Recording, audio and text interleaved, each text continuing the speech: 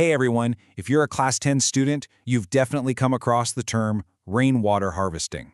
But listen, this is way more than just a topic in your geography book. We're talking about an ancient idea, a piece of wisdom from our ancestors that could seriously be the answer to our modern water problems. So let's dive in and see how. Think about it.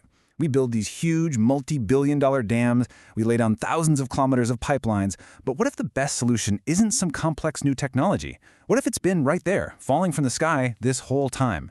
In this explainer, we're going to explore how this super simple, ancient idea is making a massive comeback.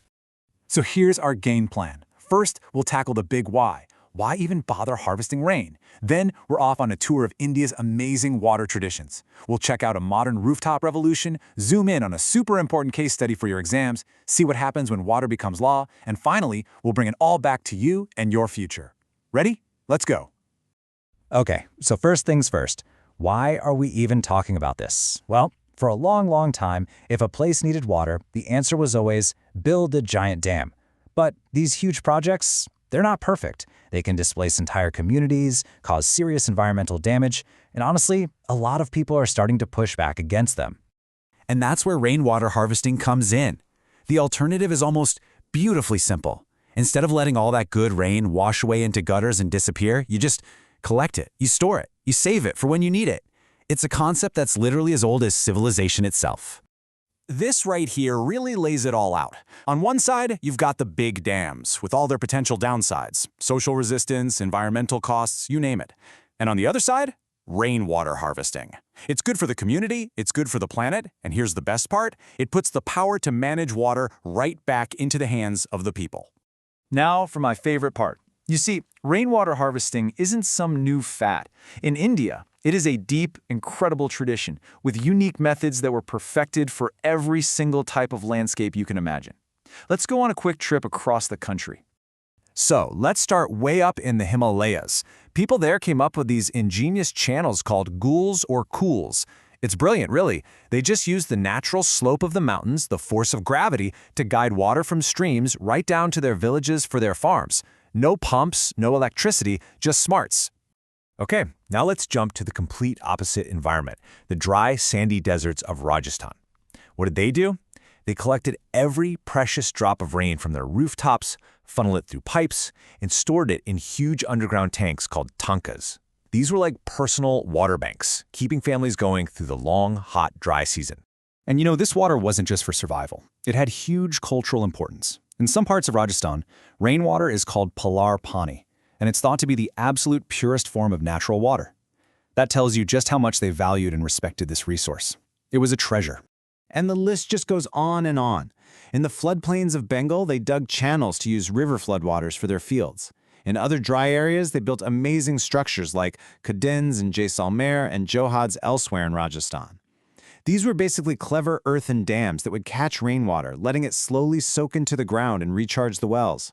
The sheer variety of these methods is just mind-blowing. So, these old ideas are great, but how do they work today? Well, you'd probably think that you only need to harvest rain in dry places, right? Wrong. Let's head to one of the absolute wettest places on Earth, Shillong in Meghalaya. Now, get ready for a paradox. The areas right next to Shillong, like Mawsynram and Cherrapunji, get more rain than almost anywhere else in the world. And yet, the city of Shillong itself often has major water shortages. How is that possible? Well, all that rain just rushes away before anyone can actually use it. So what's the solution? You guessed it, rooftop rainwater harvesting. It has become super popular and incredibly effective there. Just look at this. For a lot of families, rooftop systems are now providing something like 15 to 25% of all the water they need. That's a huge chunk. It just goes to show this technique works absolutely everywhere. All right, Class 10 students, this is a big one. Get your notebooks ready because this is a classic case study that pops up on exams all the time. We're heading to a village called Gendathor in Karnataka, a place that's actually known for being rich in rainwater. Let's break down how they pulled it off. So in Gendathor, around 200 households just decided to take matters into their own hands. They all installed these simple rooftop rainwater harvesting systems, and the result, it was completely transformative. This village is basically the perfect example of a community-led water revolution. Okay, let's crunch the numbers. And pay really close attention here, because sometimes textbooks can get this part a little mixed up. The village gets about 1,000 millimeters of rain a year. with an 80% collection efficiency, each of those 200 houses could collect around 50,000 liters of water. So, what's the grand total? You take the 200 houses, multiply by 50,000 liter each, and you get a staggering 1 crore liters. That's 10 million liters of water every single year. It just shows you how powerful this can be when a whole community gets involved. So we've seen community action, which is awesome. But what happens when the government itself steps up to the plate?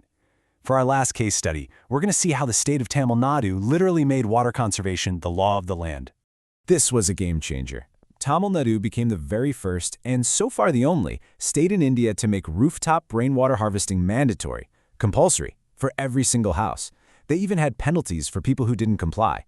This single policy has had a massive positive effect on recharging the state's groundwater level. Wow. So we've traveled from the high Himalayas to the deserts of Rajasthan. We've seen modern cities and small villages, all using this ancient wisdom to solve very modern problems. So, after all that, what does it mean for us? For you, right here, right now? And that's the question I really want to leave you with. Seriously, the next time it rains, just look out the window. Look at your home, your school, your neighborhood. Where is all that water actually going? Is it just rushing down a drain and disappearing forever? Or is there a golden opportunity right there on your own rooftop to catch it? Sometimes the smartest solutions to our biggest problems are also the simplest ones. Thanks so much for watching. If this explainer helped you out, please do me a favor and hit that like button, share it with your friends, and subscribe to the A1 Institute YouTube channel. And hey, if you're serious about acing your exams and need admissions help, detailed notes, or expert guidance, all the contact info for A1 Institute is right there for you in the description below.